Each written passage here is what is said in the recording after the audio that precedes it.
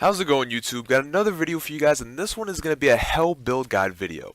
Now, if this video does do well, I will make a series out of this that has to do with other gods I play and have mastered.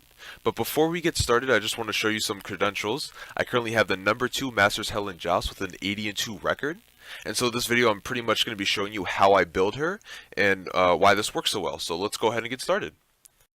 So essentially what you guys are going to want to do off the rip is get Specialist's Blessing, and also a set of 3 Mana Pots and Chalices. And what this is really going to allow you to do is essentially sustain your entire early game, which will help provide you and your teammates map control over all the buffs. So really, this start out build just allows you to play your role to the fullest extent possible early game. Now the next item on this list is going to be boots, a pretty self-explanatory item, but I do suggest getting the Cooldown Boots because you really want to get about 20-30% cooldown with Hell really off your first 3 or 4 items with her. And that's obviously because you want to be able to spam abilities. You want your heals, your speed boost, your cleanse, everything to be coming up as fast as possible. Alright, so now we're really at the point of the build that's subject to change depending on the game itself. So personally, I like going Spear of Desolation because it provides you both 100 power and 10% cooldown.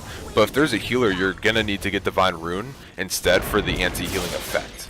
But regardless of whatever pen item you get, I like a pen item being my 3rd item just for the sole fact that it increases your damage with her considerably. Next item we're going to have on this list, guys, is going to be Lotus Crown. This one is definitely a must for most healer builds in my opinion, just because of its beneficial gains it gives to both you and your teammates.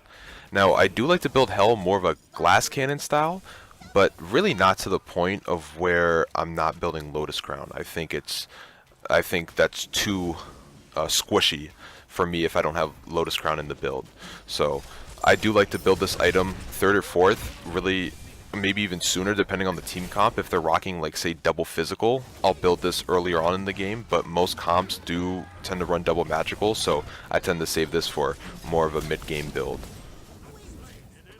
Alright, so the next item we're going to be playing with here is going to be Hoodie, and the reason I really like this item is just because solely of the damage gives you a plus 150 power, which is insane, but then its passive giving you that extra 25% magical power on targets that are below 50% health is extremely good, and it's really good with Hell, especially because she can just burst down really anybody with her abilities. She has 3 damaging abilities, and you're going to have high cooldown, so you're going to be getting up really fast. So when they're below 50% health, you're really just going to be able to knock out a lot of damage right there.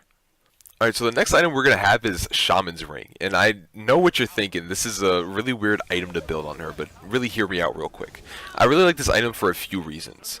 The first reason is mainly because it gives her 10% movement speed, and it gives her plus 100 power. So she gets that movement speed that I mentioned earlier that I really like building on her, and she is also benefiting with plus 100 power.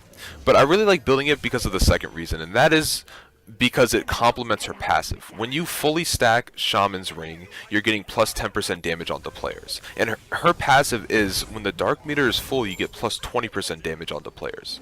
And so this combined with her passive, you're essentially doing plus 30% damage on players. And that combined with Hoodie of the 25% extra magical power when they're below 50% health, is you're just going to be hitting with your 3 depending on the enemy for about 1k or 1.1k. It's absolutely disgusting. Alright guys, so after you sell your starter item, the last item I recommend going on her is going to be Chronos Suspended. And it's pretty self-explanatory. The reason I like it is solely because of the cooldown it gives you. Now it does give you a decent amount of power, but obviously you can't beat that passive and you can't beat that 20% cooldown that you get with it. So that's really it for the build, guys. I do recommend all those items, however you can really mess around with the order in whatever way you want to in terms of building them.